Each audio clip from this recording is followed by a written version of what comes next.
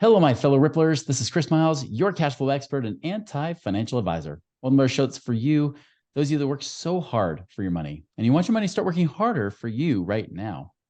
You guys want that freedom and cash flow today, not just 30 or 40 years from now, but right now, so you can live that life that you love with those that you love. But most importantly, you're not just getting rich here. You're really creating a rich life, because as you are blessed financially, you have a greater capacity to bless the lives of those around you. Guys, I appreciate you so much for tuning in today. Thank you for joining our show.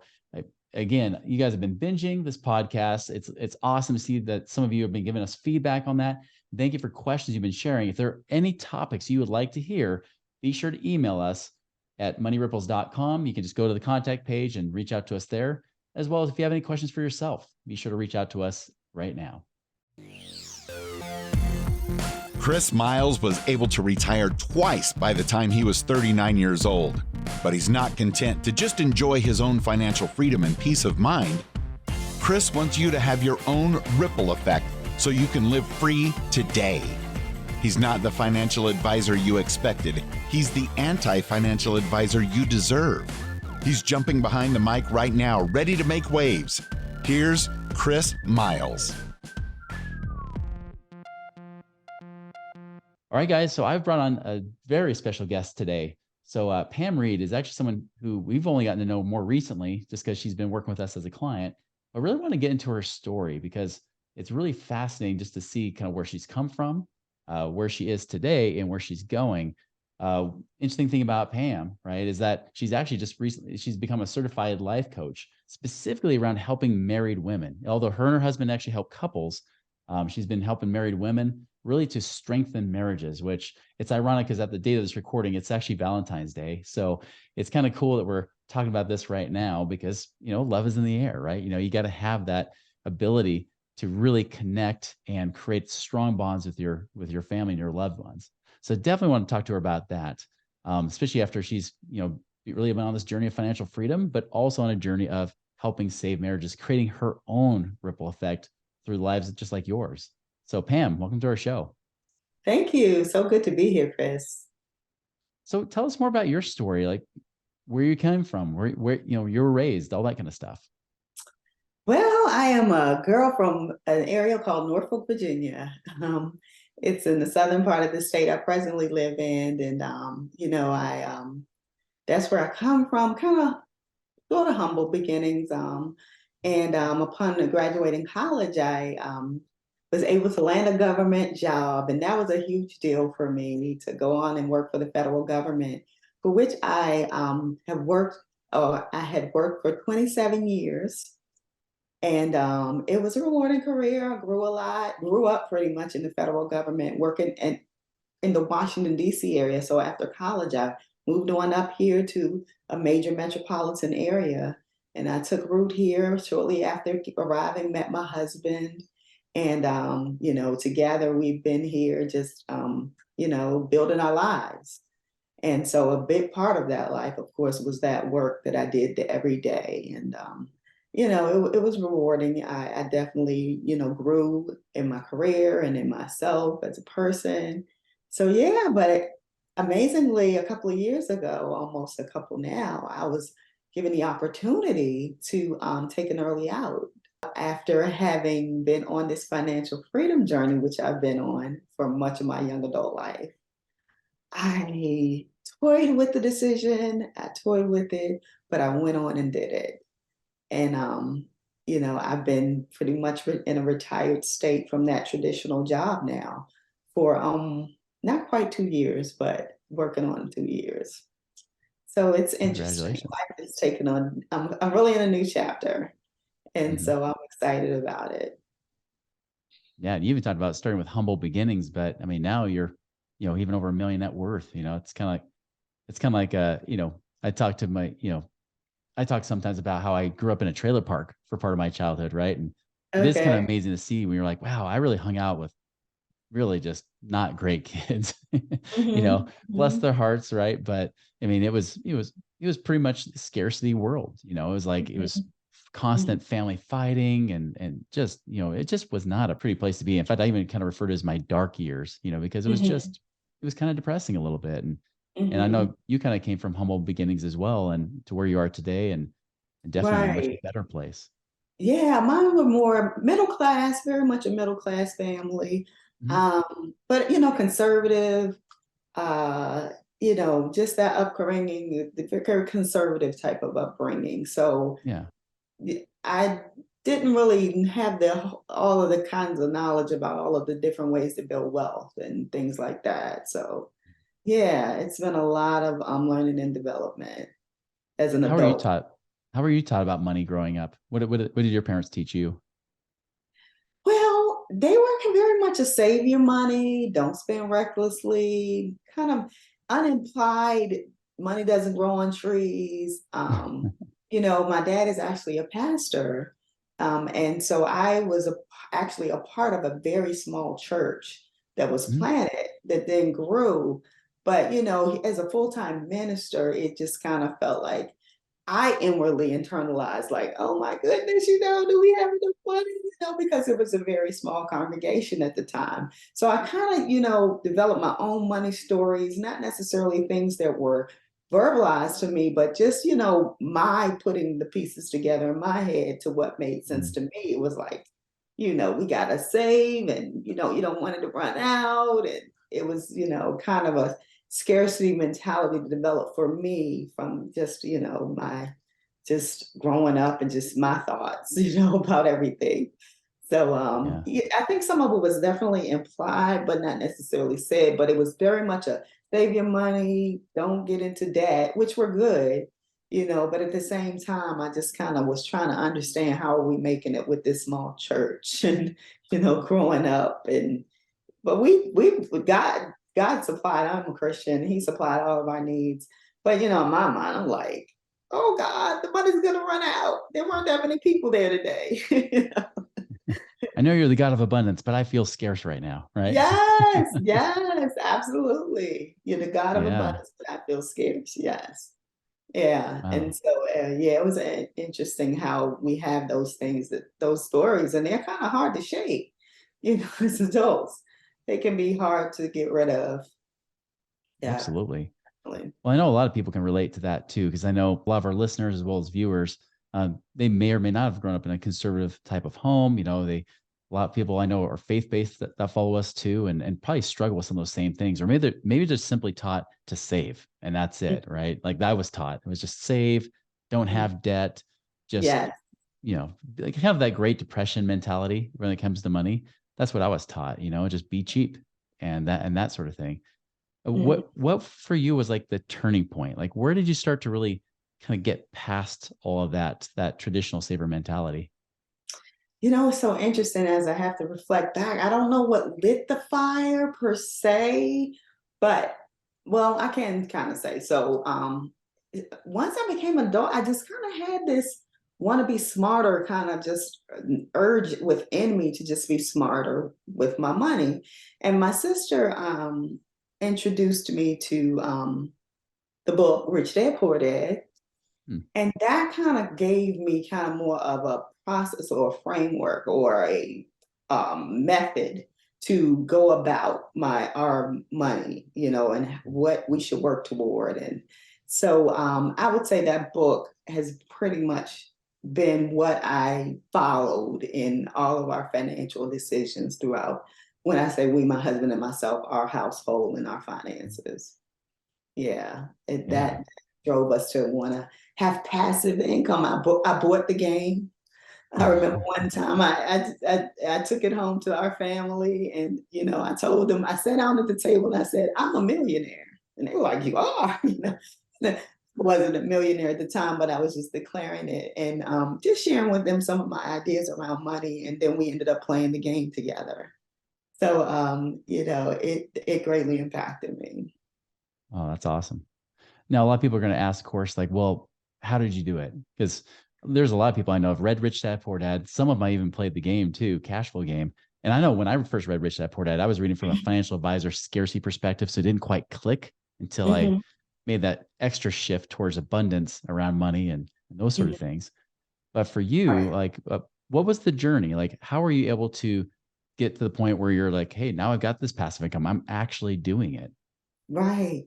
So I would say the first thing we did, and I almost think this might have come before Rich Dad Poor Dad. My father, bless his heart, when we were about to make our first home purchase, he's like, Pam, y'all should get a place, live in part of it, and rent the other part out. Mm. That has now become known as a house hack. Back then, it Hmm. didn't have a name, right? So I followed that advice. It stuck with me and my husband. And when in our searching for our first home, we looked for that style of house where it was a two-family house, and we ended up purchasing one in Washington D.C. And that was our first place where we lived. And we had that, and we lived in it and rented out. But surely, not too long after, we kind of got these big suburb dreams and moved out into the suburbs. But we still kept that property. We kept that property, and there were so many times we thought about selling it, but we did not sell it. So that was kind of like that's been like that piece for us that is just produced and produced and produced. We refinance it. We take advantage of a business opportunity. We refinance. We pull out cash. We buy another property. So we went through this one phase where we were able to utilize cash from it and do some flips where we Hmm. flipped properties. And so with the flips, we got some chunks of cash. And sometimes it lasted some, we always would do something smart with it. Some of the stuff didn't pan out, but we had that property because it was appreciating. We were able to really leverage it and to produce more wealth by having it. And Yeah. it's like that little two unit that's just chugged and chugged, and the value has just really gone up. So it is like that's a huge factor of the net worth that we built was in that. Um, Also along the way, I invested in our my retirement plan through my job, and I pretty much got to the place kind of from a tax strategy too, where it was like I was maximizing my contributions to kind of just make my tax picture better at the time. So anyway, that was building as well Mhm. greatly my contributions to my 401k plan.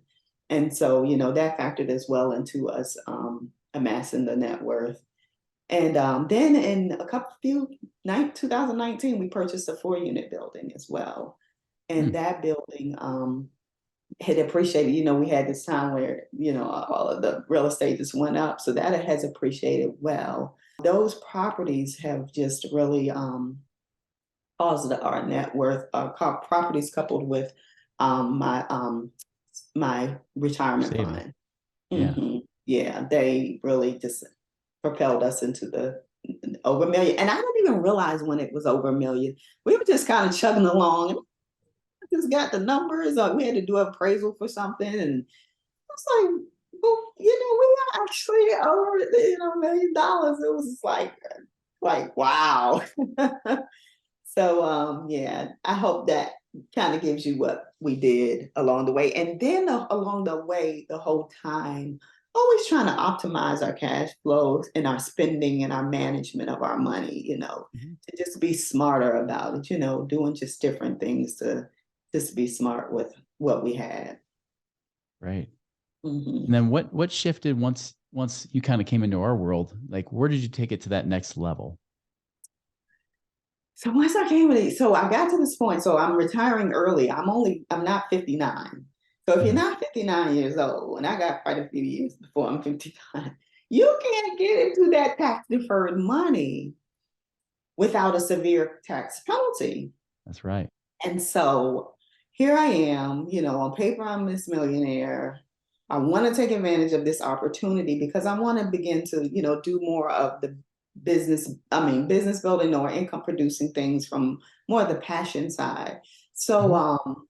I was like, money ripples. I've been listening to your podcast for some years now, and you would do the different scenarios where how you can take what you have, so to speak. I'm really summarizing it, Mhm. and just utilize that what you have in order to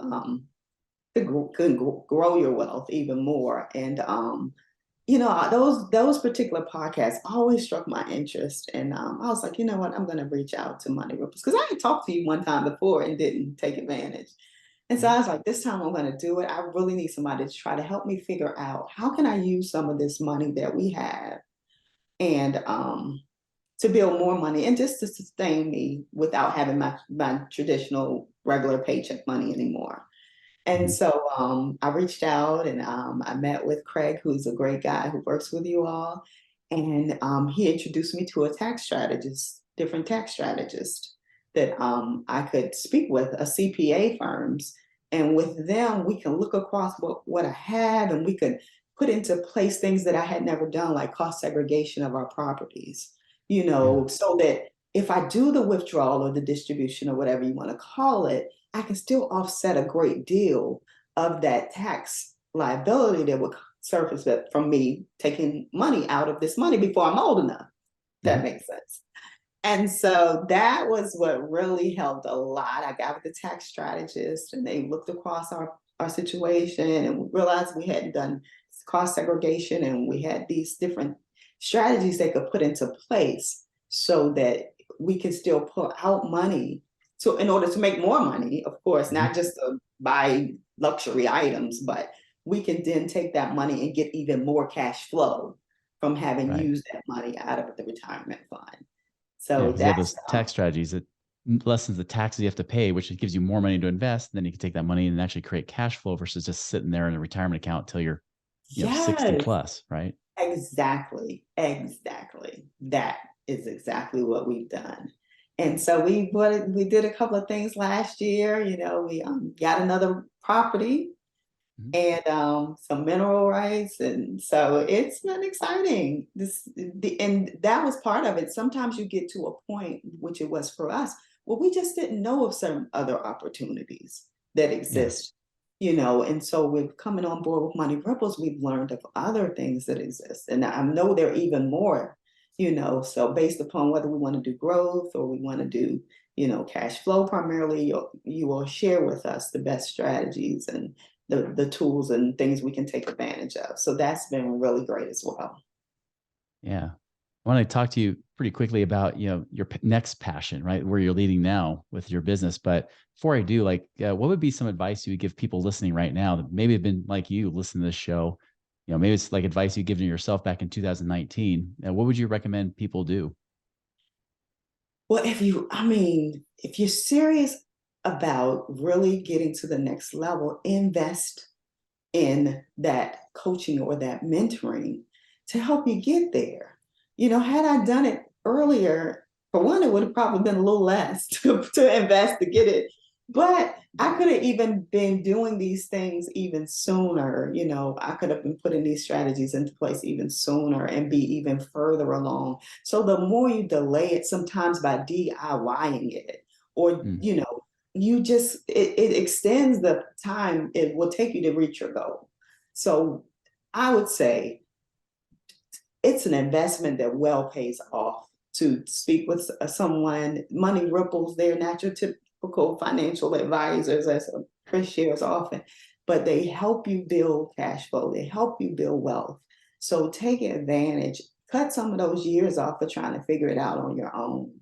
My investment is paid off already. So don't see it as money leaving you, but money coming to you. it's an investment. Yeah. Yes. That's a Yes. good So point. that would be my advice. Yes, absolutely. And you did well. I'm so impressed that you took things that you learned from Rich Dad, Poor Dad and just said, "Hey, let's just give it a shot. Let's try it." And Yes. I'm really impressed because sometimes we get people that just say, "Well, I'm just a little too apprehensive or scared to try it." And you guys are already doing it. And then just to, it made our job a little bit easier because all we had to do is tweak a few things and then boom, you just off to the races and running, right? So Yes. it definitely that says a lot about you and your level of faith and you're willing to try. And that's really Right. impressive. Well, thank you. Yeah, absolutely. And that's the thing, you'll feel like you know a lot because I read a lot and I listen a lot. But sometimes you just need that next level, and it may cost you a little bit of money to get it, but it's well worth it. I agree. Well, tell us about your next now. Now you don't even really need the money, right? It's just kind of cool, but you're now kind of living your passion. Tell us like why are you so passionate about really helping married couples, specifically even helping married women? Well, I am married and I did go through a struggle piece in my marriage where, Mhm. you can just feel kind of like we've outgrown each other, or, we don't have that chemistry anymore. You can kind of get into a space sometimes where you're just not feeling it in the way that you did. And everybody's like, I want to be happy. And, well, anyway, um, I got into this place, and having been in that space, I recognize how you can get in that space. And I was blessed to pretty much did some self-coaching, but got, some coaching indirectly that just helped me to begin to see myself.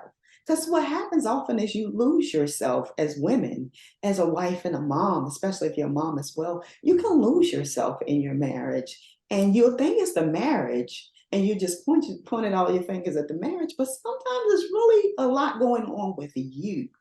And I want women to um, reconnect with themselves. And then, from a more healthy space and whole space within themselves, then they can look at their marriage. And it might be still some things that can be, done in your marriage, some tips, tools, and strategies, or some different mindset shifts that need to take place.